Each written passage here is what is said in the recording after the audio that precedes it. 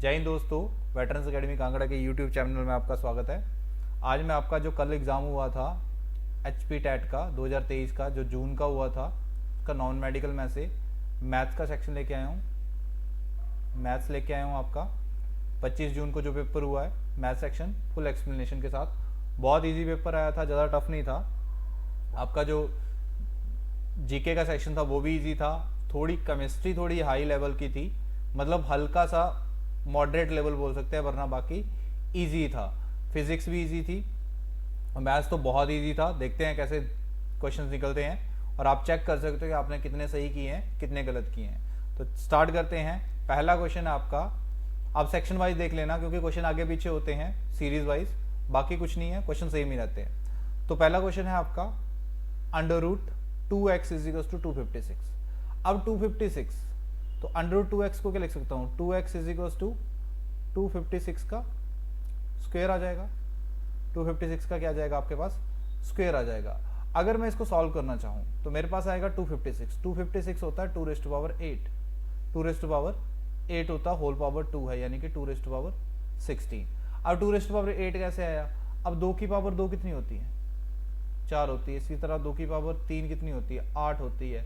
2 की पावर 4 16, 2 की पावर 5 32, 2 की पावर 6 64, 2 की पावर 7 128 और 2 की पावर 8 कितनी होती है, 256 रहती है।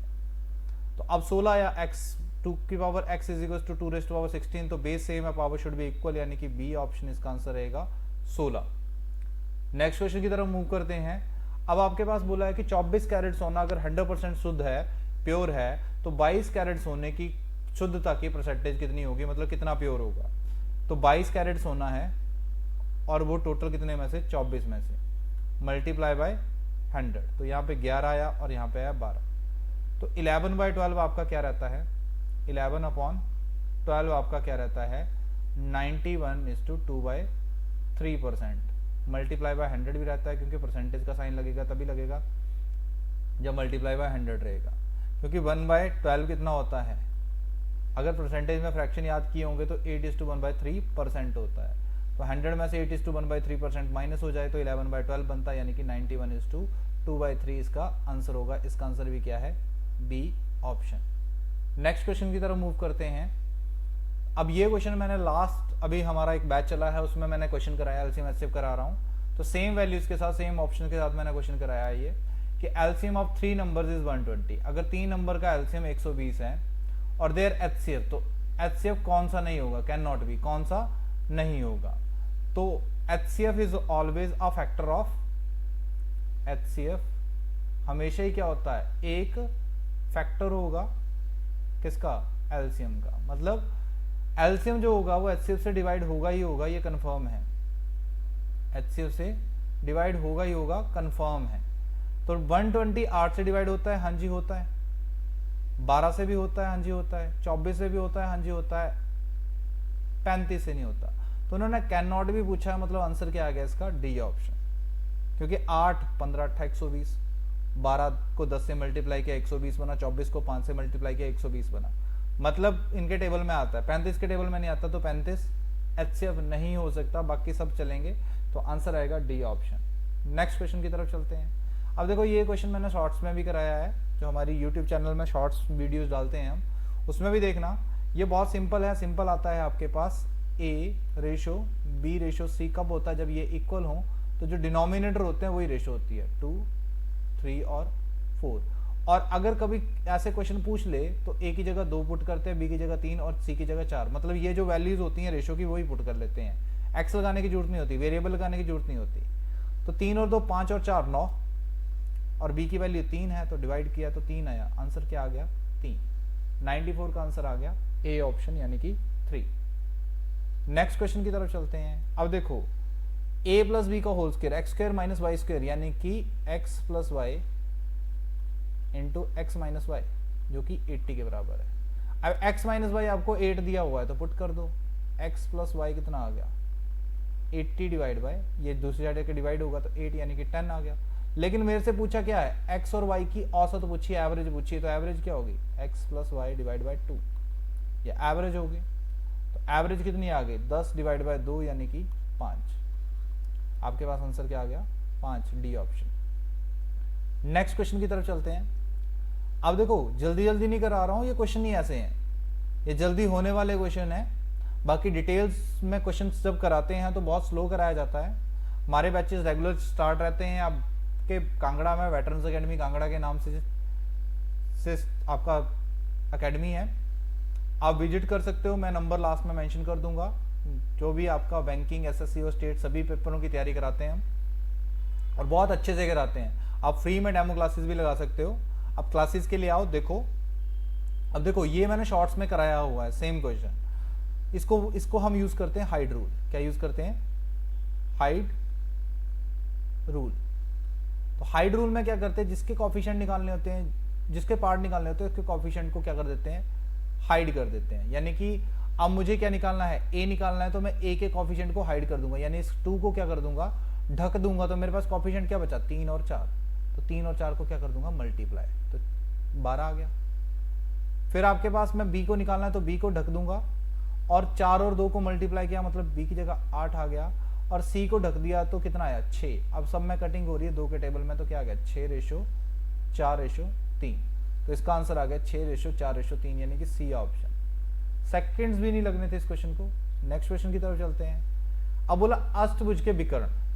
अगर आपने मेरी वीडियोस देखी होंगी जो आपके प्रीवियस ईयर के क्वेश्चन सॉल्व कराए हैं, तो हर बार डायगोनल का क्वेश्चन आता है। तो नंबर ऑफ डायगोनल्स का फॉर्मूला रहता है n इंटू n-3/2। तो n की जगह अष्टभुज है, ऑक्टागन अष्टभुज, यानी कि 8 साइड्स हैं। नंबर n की जगह 8 आएगा, 8-3 यानी कि 5 डिवाइड बाय 2। कटिंग हुई 4, 5 चौके 20। आंसर आ गया आपके पास 20। तो हमने बहुत अच्छे से प्रीवियस ईयर क्वेश्चंस कराए थे, आपको एक्सप्लेन करे थे। अब अगर आपका जून का पेपर अगर अच्छा नहीं गया मे बी, तो आप नवंबर के लिए तैयार रहें, प्रिपेयर रहें। किसी कारणवश अगर आपका पेपर अच्छा नहीं गया और अच्छा गया तो बहुत अच्छी बात है, आप औरों को रेफरेंस दे सकते हो। ठीक है, नेक्स्ट क्वेश्चन की तरफ चलते हैं फिर। अब ये देखो नंबर ऑफ रिवॉल्वेशन, ये किसके बराबर होता है? नंबर ऑफ रिवॉल्वेशन, कितनी बार पहिया घूमेगा, किसके बराबर होता है? Distance upon circumference. लेकिन मुझे सर्कमफ्रेंस निकालना है, तो सर्कमफ्रेंस किसके बराबर आ गया? डिस्टेंस आपका 440 है मीटर अपॉन नंबर ऑफ रिवॉल्वेशन, मतलब कितनी बार घुमा है? 1000 बार। पहिया कितनी बार घुमा? 1000 बार। तो सर्कमफ्रेंस क्या होगा? 0 से 0 कटा, बाकी डेसिमल लगाने के काम आता है, 0.44 मीटर। सर्कमफ्रेंस कितना आ गया? 0.44 मीटर आ गया। क्लियर है? नेक्स्ट क्वेश्चन की तरफ चलते हैं फिर। अब ये थोड़ा सा क्वेश्चन फॉर्मूला बेस्ड था, लेकिन टफ नहीं था। अब 2 शंकुओं का आयतन दिया हुआ है, मतलब 2 कोन्स का वॉल्यूम दिया हुआ है। तो वॉल्यूम ऑफ अ कॉन क्या होती है? 1/3 पाई r² h। और दूसरा अगर लेना चाहूं तो 1/3 पाई कैपिटल R² h। और इसकी रेशो दी है 2:3। अब 1/3 कट गया, पाई से पाई कट गया। अब उनके रेडियस का और इनके बेस के रेडियस की रेशो क्या दी है? 1:2। मतलब स्मॉल r कितना दिया आपको? 1 दिया है, और कैपिटल R कितना दिया है? 2 दिया है। मैं सीधा ले लूंगा, क्योंकि रेशो में जो वेरिएबल लेता हूं वो कटिंग हो ही जानी है, क्योंकि आगे रेशो ही निकालनी है, तो क्यों लेनी। तो आपके पास है 1 into small h height upon 2 का स्क्वायर, यानी कि 4 इंटू कैपिटल 2/3। कितना आ गया आपके पास? 2/3। तो अब देखो इसको अगर मैं सॉल्व करना चाहूं तो 4 दूसरी साइड मल्टीप्लाई होगा, तो small h into capital H क्या आ गया? 8:3 आ गया। तो आंसर आ गया 8:3, जो कि सी ऑप्शन है आपका। होप सो क्लियर होगा। नेक्स्ट क्वेश्चन की तरफ चलते हैं फिर। अब देखो ये क्वेश्चन था, सबको टफ लग रहा था कि cos 1 multiply cos 2 multiply cos 3 cos 100, तो बीच में कहीं cos 90 भी तो आया होगा। और cos 90 कितना होता है? 0।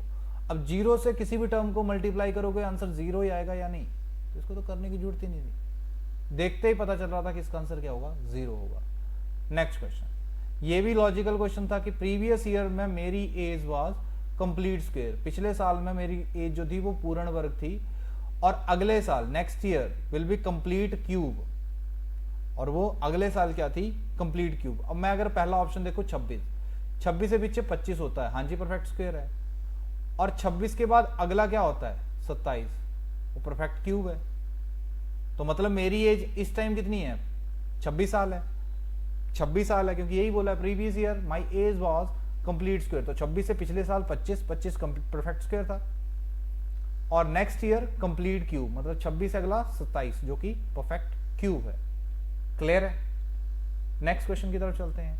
4 लगातार विषम संख्याओं की औसत दी हुई है 40। अब विषम संख्याएं क्या होती हैं, लगातार विषम संख्याएं और सम संख्याएं मैं एक ही पैटर्न में लिखता हूं, x, x+2, x+4, x+6, क्योंकि x इवन होगा तो इवन बनी जाएंगी, ऑड होगा तो ऑड बन जाएंगी। तो इनकी एवरेज कैसे निकलती है कंसेक्यूटिव सीरीज की, first term plus last term divide by 2, किसके बराबर आ गया आपके पास, 40 के बराबर। तो 2x + 6 = 80, तो 2x = 74, x कितना आ गया 37, x आ गया आपके पास 37, तो x + 6 कितना होगा आपके पास, x + 6 आ जाएगा 43। तो उसने यही पूछा था, लार्जेस्ट नंबर पूछा था, विशालतम संख्या पूछी थी, वो थी 43। बड़ी सबसे बड़ी संख्या कितनी होगी, 43। Next question.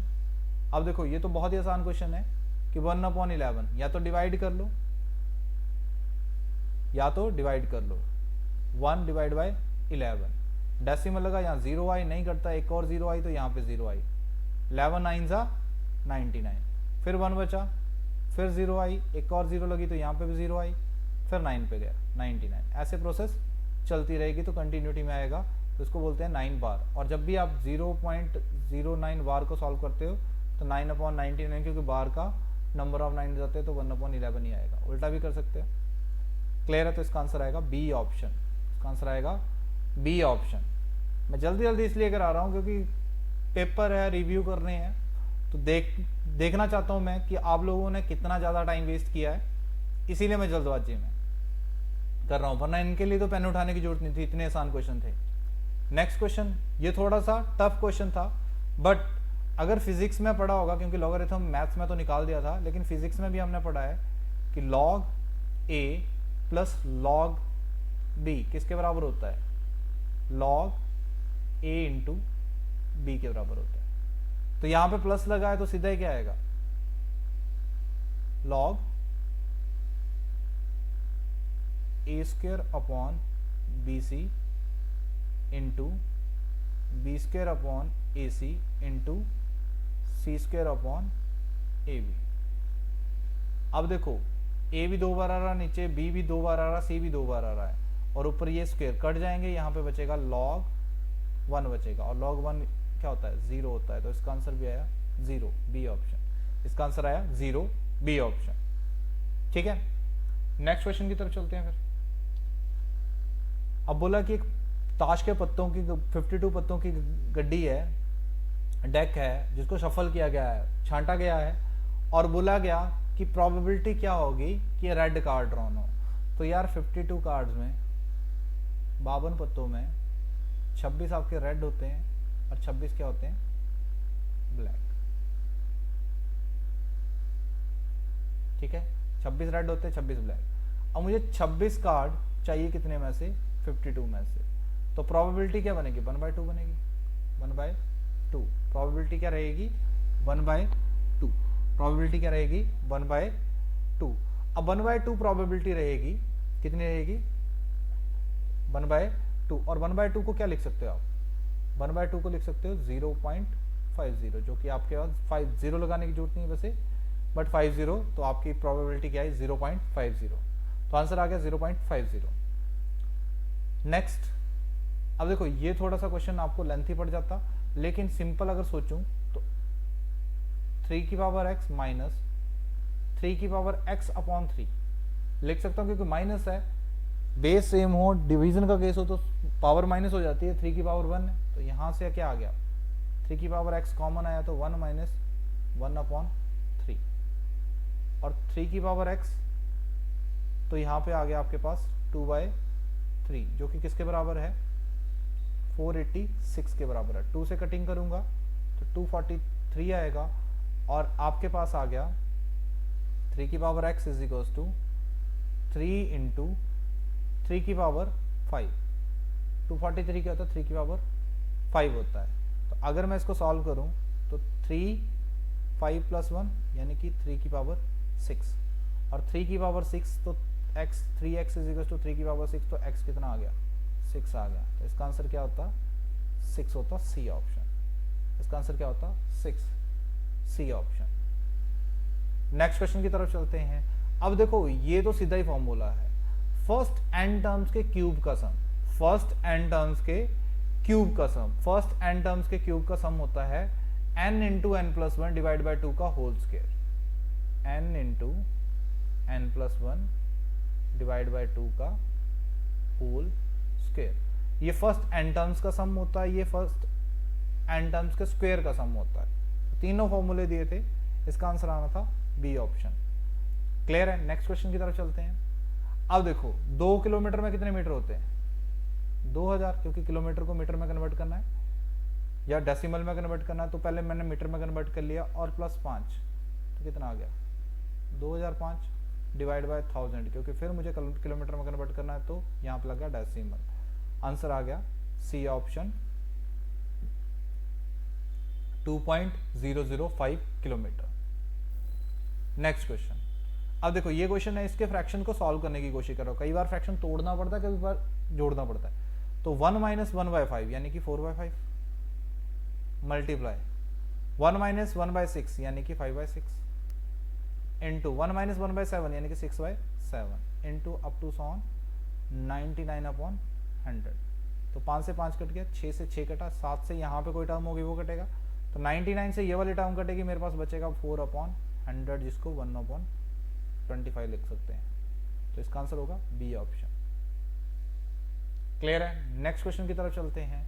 अब देखो ये है कॉम्पोनेंडो और डिविडेंडो का कंसेप्ट। इसमें क्या होता है कि यदि a/b is equals to c/d is equals to 5 है, तो बताओ 3a plus 4c and 3b plus 4d किसके बराबर होगा।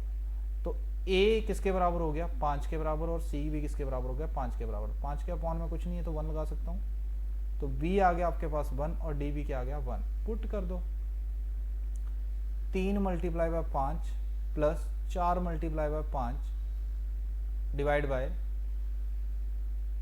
3 मल्टीप्लाई बाय 1, क्योंकि b की जगह 1 है, 4 मल्टीप्लाई बाय d की जगह 1 पुट करूंगा, तो यहाँ पे 15 आ गया प्लस 20 अपॉन 7, तो 35 अपॉन 7, क्या आंसर आ गया 5।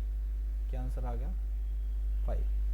तो 110 क्वेश्चन का आंसर आ गया 5। आपकी सीरीज में अलग अलग क्वेश्चन हो सकते हैं बट क्वेश्चन सेम ही रहेंगे।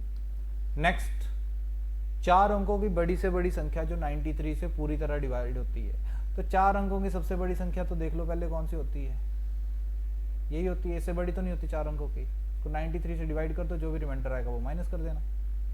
तो 93 वन सा 93, कितना है आपके पास 6, 9 बना, यहाँ पे भी 9 बना, देन आपके पास 9 बना। अब देखो 7 पे, क्योंकि 9 7 63 होता है, 21 65, बचा कितना 8 और 4, जो कि मुझे नहीं चाहिए क्योंकि रिमाइंडर 0 चाहिए। तो 9999 माइनस 48, तो यहाँ पे 1 आ गया और यहाँ पे 5 आ गया, 9951। बहुत बेसिक सा क्वेश्चन तैयार किया था ये, ठीक है। तो इसका आंसर आ गया 9951।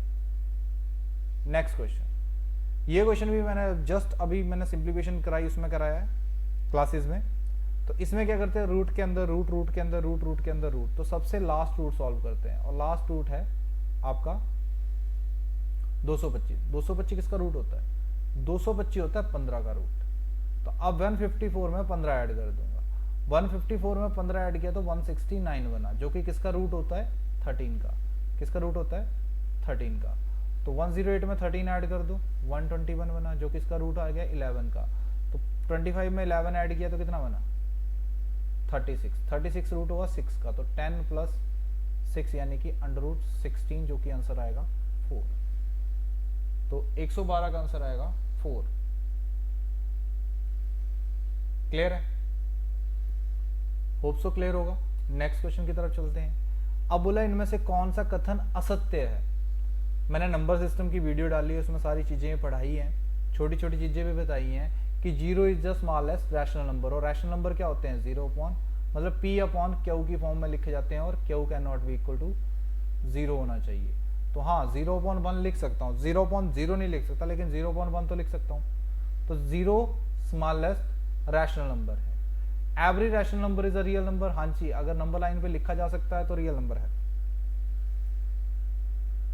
Every fraction is a rational number, ये भी सही है, क्योंकि टर्मिनेटेड होते हैं, नॉन टर्मिनेटेड होते हैं, लेकिन रैशनल फ्रैक्शन जो होते हैं सारे ही, यानी कि 3/5, 1/3, 22/7, ये सारे के सारे फ्रैक्शन एक टाइम पे या तो रिपीट होना स्टार्ट कर देते हैं या टर्मिनेट हो जाते हैं। तो सारे के सारे रैशनल नंबर जो है वो फ्रैक्शन है। अब ये गलत है, मतलब यहाँ पे आंसर इसका यही होगा कि the quotient of 2 rational number is not always rational number. अब देखो, 2 रैशनल नंबर को डिवाइड करो, 2 रैशनल नंबर को डिवाइड करो, जो भी कोशेंट आएगा वो रैशनल नंबर नहीं होगा। ऐसे पॉसिबल है? 3/4 डिवाइड बाय 2/3, तो आपके पास क्या आ गया? 3/4 मल्टीप्लाई 3/2, तो कितना आ गया? 9/8। तो यही तो आया डिवाइड करके, मल्टीप्लाई में चेंज कर दिया, लेकिन चेंज तो होगा ना, वो कंसेप्ट तो यही है सॉल्व करने का। तो फ्रैक्शन ही तो आया, रैशनल नंबर ही आया। और वो तो ये कथन गलत है, क्योंकि उसने बोला always not always a rational number, नहीं हो सकता हमेशा ही, क्योंकि रूट में कहाँ आता है डिवाइड करके? 2 रैशनल नंबर को डिवाइड करो, क्या रूट में आंसर आएगा? और वो भी सॉल्व ना होने वाला, तो वही तो इरैशनल नंबर होता है, तो रैशनल नंबर ही होगा। नेक्स्ट आपके पास है त्रिभुज की 3 साइडें दी हुई। एक त्रिभुज की 3 साइडें दी हुई, उनका क्षेत्रफल क्या होगा? हीरोज फॉर्मूला याद आया? हीरोज फॉर्मूला में सबसे पहले आते हैं सेमी पैरामीटर, और सेमी पैरामीटर होते हैं a + b + c divide by 2। तो आपके पास 16, 12 और 20, यानी कि 48 डिवाइड बाय 2, 24। कितना आ गया? 24। तो मुझे हीरोज फॉर्मूला लिखवाना जरा जल्दी से, जहां पे बैठे हो बोलना है। √ s into s minus a, s minus b, s minus c, ये आपका हीरोज फॉर्मूला है। करो इम्प्लीमेंट। √s कितना है?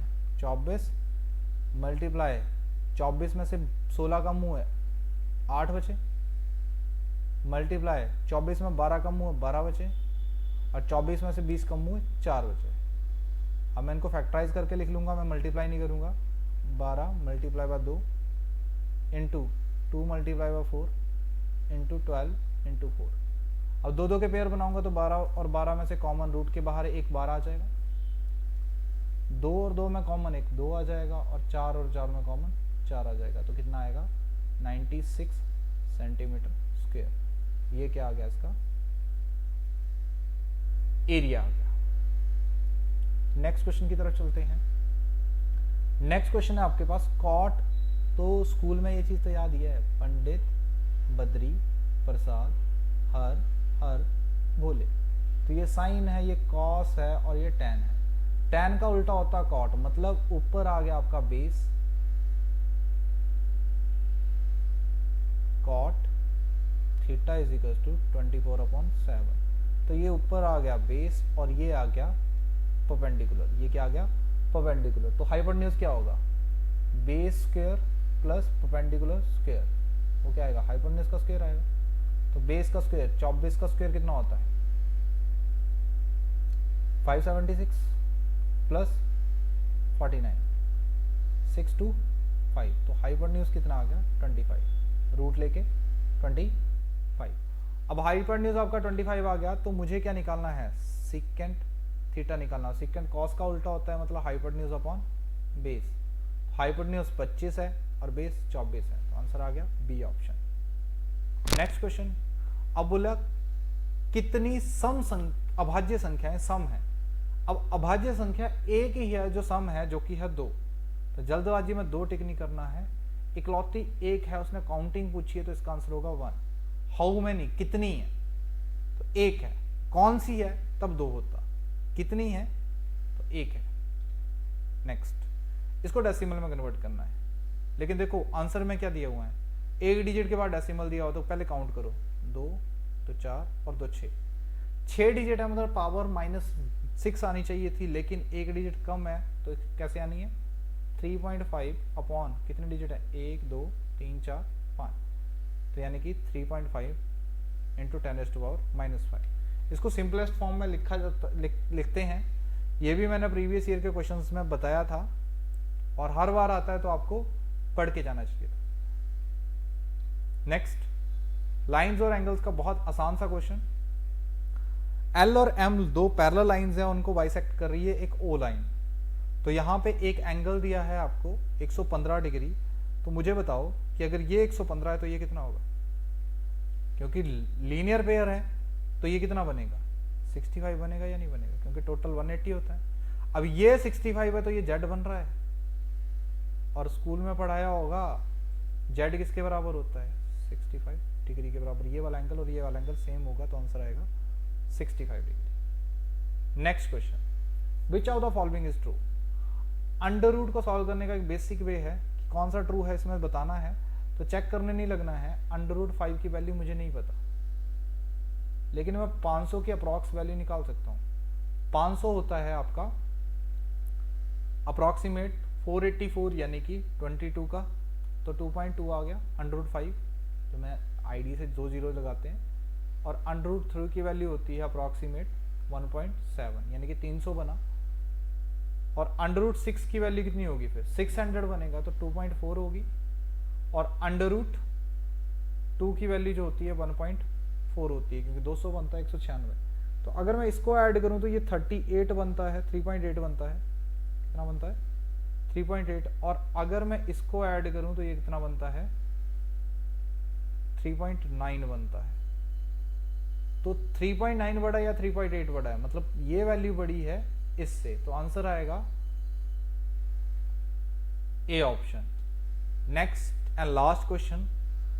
तो लास्ट क्वेश्चन में बोला है कि किसी वार्षिक दर पे कोई धनराशि 12 सालों में दुगनी हो जाती है, मतलब कोई प्रिंसिपल है जो दुगना हो रहा है 12 सालों में।